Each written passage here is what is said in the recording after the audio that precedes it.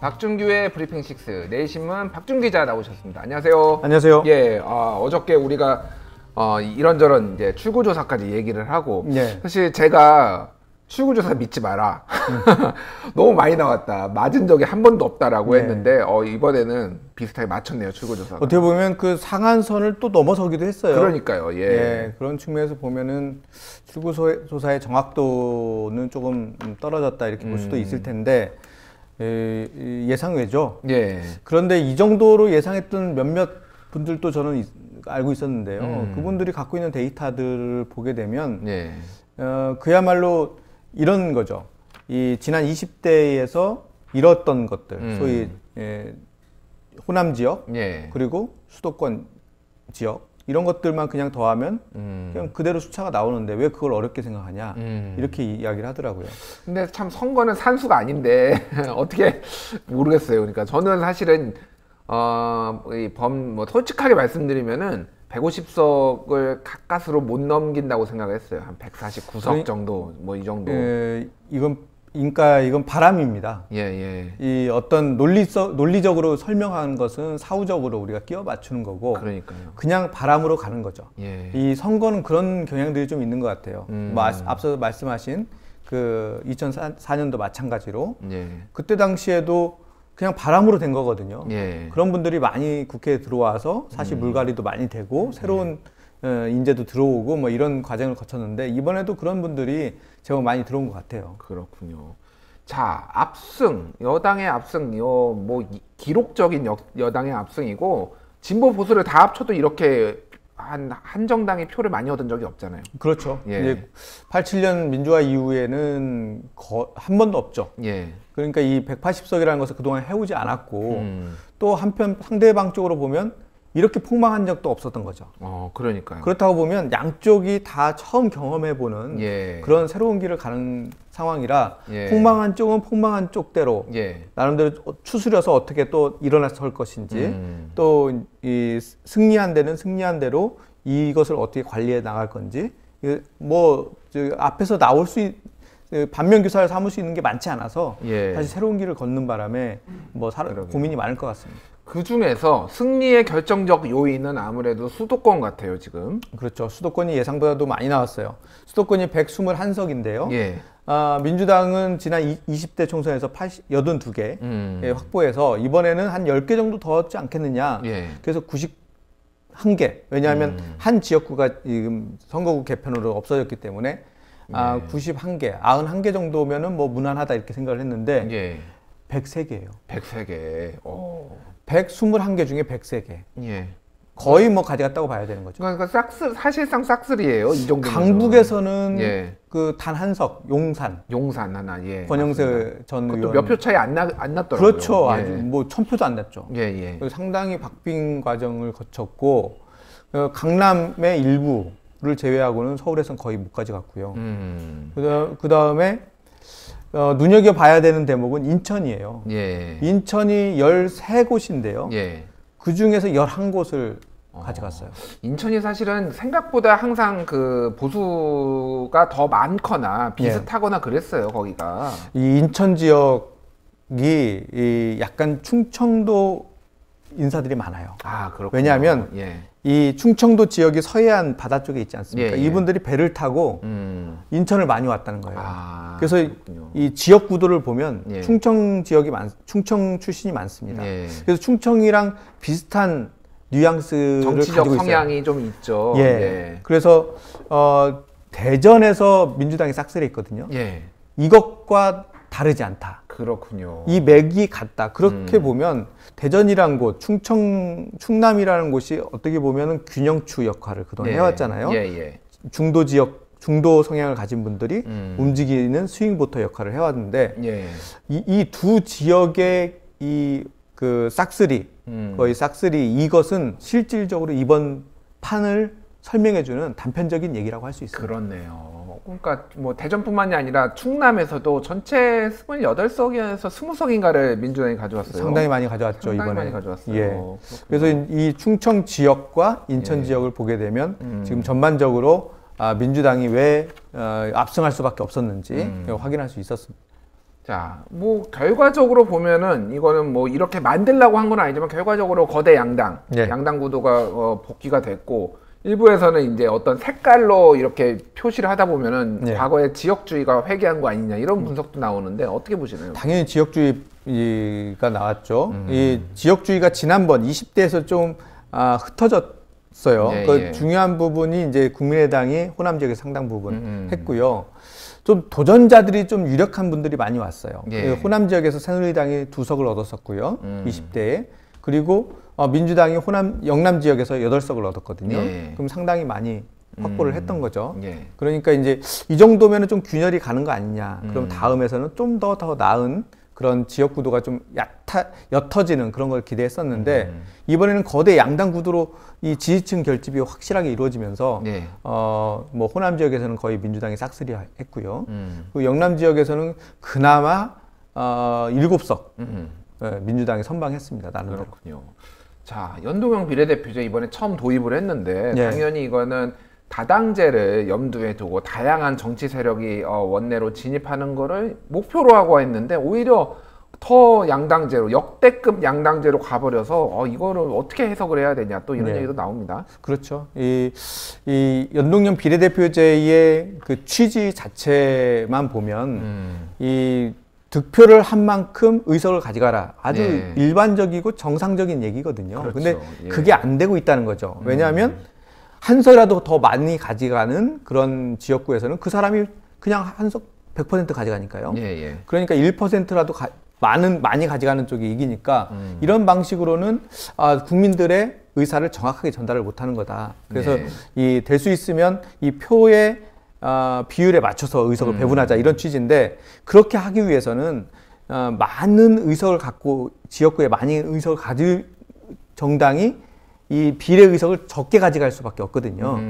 그런데 그것을 기피하기 위해서 먼저 미래통합당이 비례 위성 정당을 만들어서 우리는 다 챙겨 먹겠다 이렇게 나오니까 민주당도 이걸 이렇게 하다 보면 우리가 질 수도 있겠구나 이런 분위기를 만들어 가면서 이 같이 비례 위성 정당을 만드니까 결과론적으로 보면 어떻게 보면 소수 정당이 가져가야 할 그 의석을 다시 그대로 거대 양당이 가져갔다 이렇게 볼 수 있는 거죠. 그리고 이제 그 타이밍, 이제 비례 위성 정당이 거론되고 만들어졌던 타이밍이 사실은 약간 이제 정부가 그 31번째 확진자 이후에 굉장히 고전하고 있었던 어느 정도 그런 상황이어서 여론이 안 좋다 이러다가 일당 뺏길 수도 있겠다라고 해서 만들었는데 그 이후에는 또 세계적 방역 모범국이 되고 이러면서 약간 분위기도 많이 바뀌고 이런 뭐 맥락들이 있긴 합니다. 그러니까 지금 이렇게 180석 나오니까요. 그 엄살 부린 거 아니냐. 민주당이 다 알고 있었으면서 뭐 이런 얘기도 하는데 말씀하신 대로 그때 당시만 해도 정말 그 상황이 어떻게 될지 살얼음판이었어요, 사실. 예측하기 좀 어려운 상황이었잖아요. 그러니까 민주당의 그러한 실제로 연기를 했다면 너무 연기를 잘한 거고 제가 보기에는 그때 당시의 상황에서는 민주당도 이 선택의 기로에 놓여 있었던 거죠. 그렇군요. 양정철 원장이 오늘 떠났습니다. 그래서 이근영 전략기획위원장하고 이건 뭐라고 해야 되나요? 킹메이커 같은 느낌이에요. 선거 한번 할 때마다 와가지고 딱 하고 뭐 가고 뭐 뭔가 일단은 지금 같은 경우에는 예정돼 있었던 스케줄이었기 때문에 이제 그렇게 한 것 같은데 잘했다고 봐요. 지금 이제 그 승리를 한 다음에 이제 당이 새로운 리더십을 이제 뽑아야 되거든요. 이제 당대표 이해찬 대표도 이제 8월이 임기가 끝나는데 굳이 8월까지 갈 필요가 없겠다 해서 이제 좀 일찍 전당대회를 할 가능성이 있어요. 그러면은 여기에 또 그 친문 세력의 이제 양정철 원장이 어떤 역할을 또 한다 안 한다 뭐 이제 말이 많을 거 아닙니까? 또 공격의 빌미가 될 수가 있겠네요. 그렇죠. 그러면은. 애초에 그런 것들을 좀 지워버릴 필요가 있는데 좀 일각에서는 그러면 이미 이렇게 된 이상 양정철 원장이 문 대통령의 최측근인 만큼 청와대에 들어가서 일을 해라. 그것이 지금 마지막 남은 2년 문 대통령의 성공을 가장 측근히 주변에서 도와주는 것이 맞는 거 아니냐. 그러니까 뒤로 가면 또 이 뭐 많은 사람들이 또 여러 가지 얘기를 하자거든요. 비선 같은 약간 그런 느낌이라고 또 공격하는 분들도 있긴 해요, 사실은. 예, 그러니까 이제 지금 뭐 비례 정당 만드는 것도 뒤에서 다 했기 때문에 이런 것들이 어떻게 보면은 좀 투명하지 않게 보일 수도 있으니 그럴 바에야 이 아주 공개적인 직책을 갖고 공개적인 그 역할을 하는 것이 더 낫겠다. 그런 얘기들도 있습니다. 그렇군요. 자, 어쨌든 190석, 범진보가 190석이고, 180석 단독으로. 근데 사실은 정확하게는 그 안에 이제 뭐 기본소득당이나 시대전환이 있고 뭐 이탈을 하면은 그래도 어쨌든 거의 180석이라고 보면은 이게 180이라는 의석수가 주는 그 상징이 있고 의미가 있잖아요, 이게. 그렇죠. 이 지금 선진화법에 의해서 지금 5분의 3의 그 동의로 우리가 예전에 많이 봤던 패스트트랙에 상정을 할 수가 있어요. 모든 법안을. 그렇기 때문에 만약에 야당이 발목을 잡는 법안인데 문재인 대통령의 정책 과정에서 반드시 필요한 법안이다 라고 생각하는 것은 패스트트랙을 통해서 이제 통과를 시킬 수 있는 그런 충분한 의석이 확보가 된 거죠. 근데 이제 패스트트랙이라는 것은 사실 330일이 걸리기 때문에 사실 130석을 갖고 있다고 하더라도 지금 선진화법에 의해서는 직권상정도 어렵고 그런 상황이라 민주당이 어떻게 이 소수 야당을 파트너로 그 대화의 장에 불러들이고 이들과 함께 공동으로 같이 이 국정을 운영해 나갈 것인지 이거 어떻게 보면 숙제로 남아 있다고 볼 수 있어요. 그렇게요. 일반적으로 이제 외부의 적이라고 하긴 그렇고 외부의 파트너가 강할 때는 내부에서 단결하는 모습을 보이고 좀 이러는데 이렇게 우리는 커지고 상대방이 쪼그라들면은 내분이 또 많이 생기고 그게 2004년 열린우리당의 일종의 교훈이잖아요. 그렇죠. 그런 측면에서 보면 지금 야당이 너무 약체이기 때문에 민주당 내부에서도 긴장도가 많이 떨어져 있는 건 사실이에요. 그리고 그런 것들이 사실 내부 안에서 그 아주 강렬한 토론 이런 것들이 거의 없거든요. 그냥 웬만한 건 그냥 넘어가. 조용히 하자. 이런 분위기가 지금 많이 있는데 이런 것들이 오히려 내부에 있는 그 좀 골마갈 수 있는 부분들을 그 방치할 수가 있어요. 그러니까 그 끊임없는 내부 자정 능력 이걸 키우는 게 아마 지금 숙제가 아닐까 싶습니다. 그렇군요. 자, 주요 지역을 좀 보도록 하죠. 일단 서울에서 관심 끌었던 지역들은 민주당이 다 이겼습니다. 많이 이겼죠. 그 동작을이죠. 동작을, 광진을. 뭐 그곳은 아주 핵심적인 곳이었고요. 그다음에 뭐 윤건영 구로울 같은 경우에는 당연히 이제 될 걸로 우리가 예상을 했고요. 그 용산이 조금 아쉬워요. 용산은 민주당 입장에서는요. 민주당 입장에서 아쉽죠. 권영세 의원이 전 의원이 상당히 강하신 분이긴 한데 이 용산 지역은 또 상징적인 의미도 있고 그래서 좀 그 민주당 입장에서는 막판까지 박빙을 경쟁을 했는데 민주당 입장에서는 좀 아쉽고요. 그 다음에 종로. 종로는 너무 일찍 승부가 났어요. 그러게요. 9시 반경으로 제가 기억을 하는데요. 그때 이낙연 후보가 선거 사무소에 와서 이 당선 인사를 했어요. 그 정도로 빨리 결정이 나버려서 좀 뭐 흥미롭지는 않았습니다. 그 황교안 대표가 대표 사퇴 표현한 것도 굉장히 일렀던 걸로 기억하는데. 그렇죠. 12시 전후였던 그러니까요. 그 정도였으니까. 이 선거 사무소에서도 이제 그런 뉘앙스를 많이 느꼈다고 해요, 기자들이. 이제 그만두려고 하는 것 같다. 이런 거라 선거 사무소에서 얘기 안 하고 이제 그 당의 그 전체적인 그 선거 상황실에서 이야기를 했는데, 아무튼 뭐 불가피한 순서였던 것 같아요. 그러니까 보통은 이게 좀 더 상황을 지켜보고 보통 했는데 너무 확연하게 차이가 나니까 이건 지켜볼 필요도 없다라고 하고 거의 밤 12시 정도에 그냥 사퇴 선언을 해버렸으니까. 또 시달리기도 할 거고요. 지난 4년 전에는 김무성 대표가 사퇴를 했습니다. 그렇군요. 그러니까 사실 이 선거가 지면은 지도부는 싹 바뀌는 것이 이제 어떻게 보면 이 관례가 돼버렸어요.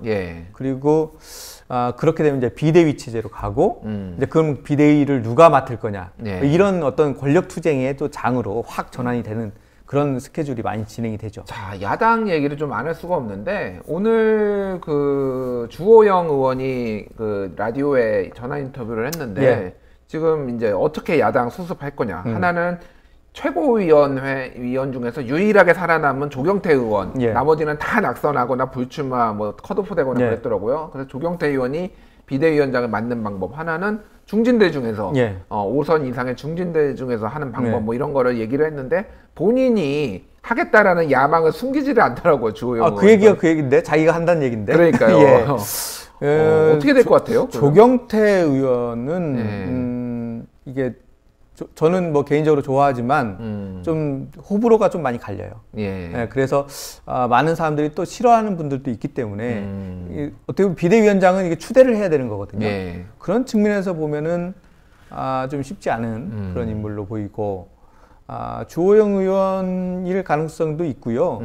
지금 홍준표 후보와 또 김태호 후보가 들어오겠다는 거거든요. 지금 공천의 난맥상을 보여주는 게 중진들이 제법 많이 살아남았어요. 윤상현 의원도 이겼고, 그렇죠. 홍준표, 김태호 뭐 이런 분들이 다 살아남으니까. 그렇죠. 윤상현 의원은 20대에서도 무소속으로 당선돼서 들어왔어요. 그렇네요. 그러니까 지금 예. 이 보수 진영에서는 무소속으로 나와서 당선되는 게 크게 흠이 아닙니다. 그렇네요. 예, 뭐 안 되면은 무소속 나가고 예.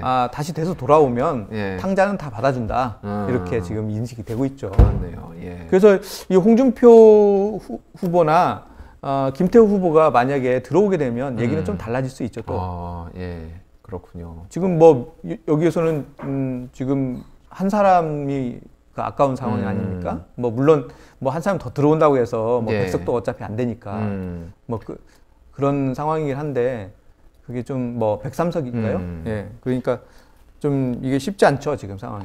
근데 이제 이번 선거에 저는 사실은 민주당보다 미래통합당의 미래에 대해서 더 관심이 많아요. 솔직히 말씀드려요. 왜냐하면은 예. 정말로 이 보수 정당이 계속 유지를 할 수 있을 것인가. 예. 그러니까 물론 강고한 그 태극기 부대와 예. 영남 지역에 뿌리를 내리고 있지만은 과거의 영광을 되찾을 수 있을 것인가에 대해서 굉장히 기로에 섰다라고 저는 보고 있어서 예. 지금 거론되고 있는 뭐 홍준표 뭐 예. 이런 분들을 가지고 보수를 재구성할 수 있는지에 대해서 저는 좀 많이 회의적이거든요. 저 같은 경우에. 그러니까 지금 우리가 보면은 탄핵 이후에도 그 탄핵 세력을 바꾸지 못했어요.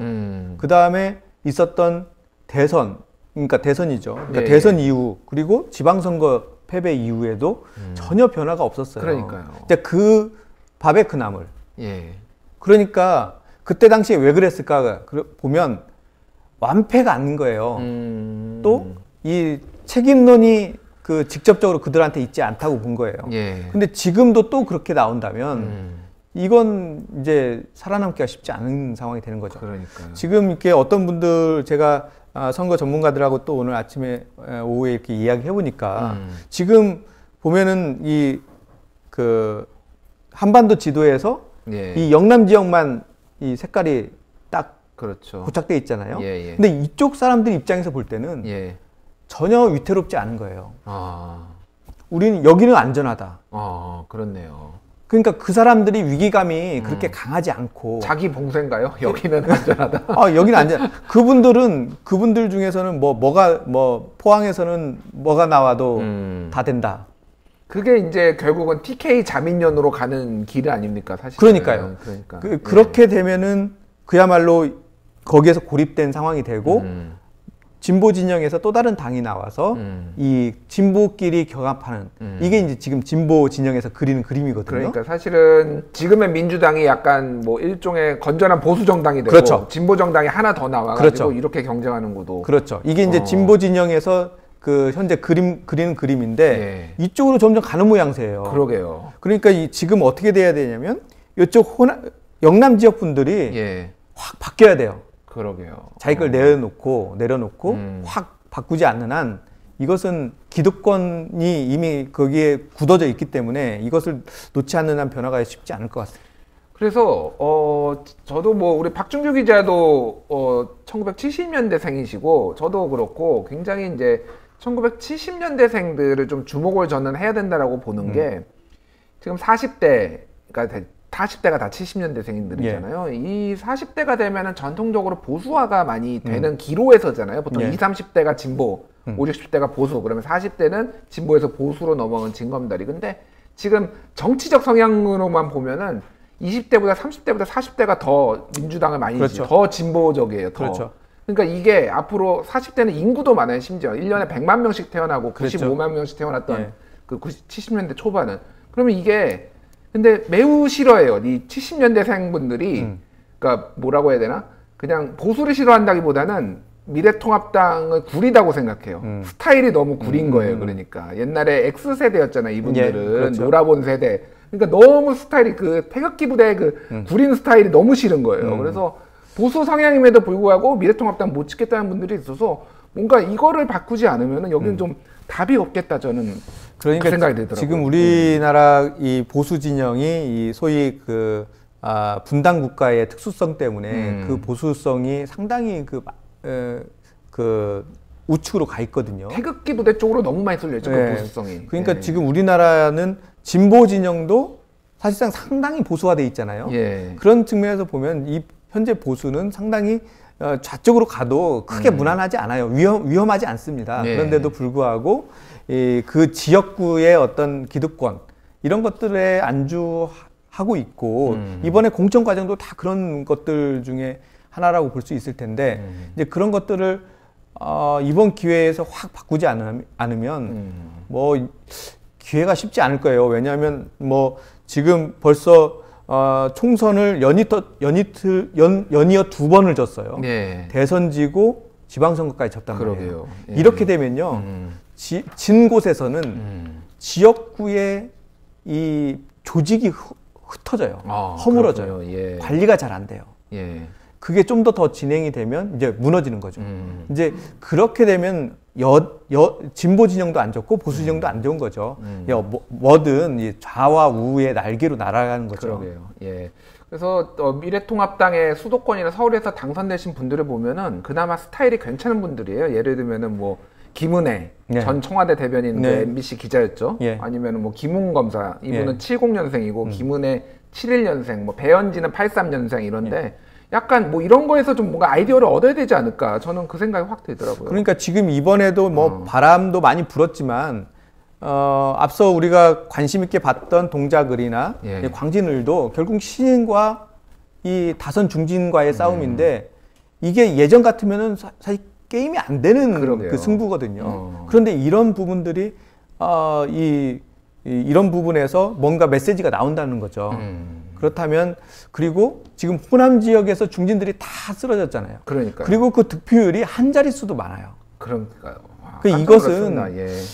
아니 나는 그분이 5선 6선이신 이분이 어떻게 10% 어떤 분은 10% 안 나올 수가 있을까? 그렇다면 그 지역에서의 정서가 이미 달라졌다는 거죠. 정치권의 거대한 세대 교체가 지금 시작이 된 것 같아요. 저는 그렇게 좀 느껴집니다. 알겠습니다. 일단 뭐 굉장히 흥미진진했는데 다음에 한번 이걸 별도로 한번 또 분석하는 시간 한번 더 갖도록 하죠. 네네. 예, 알겠습니다. 지금까지 브리핑 6 내신문 박준규 기자였습니다. 감사합니다. 감사합니다.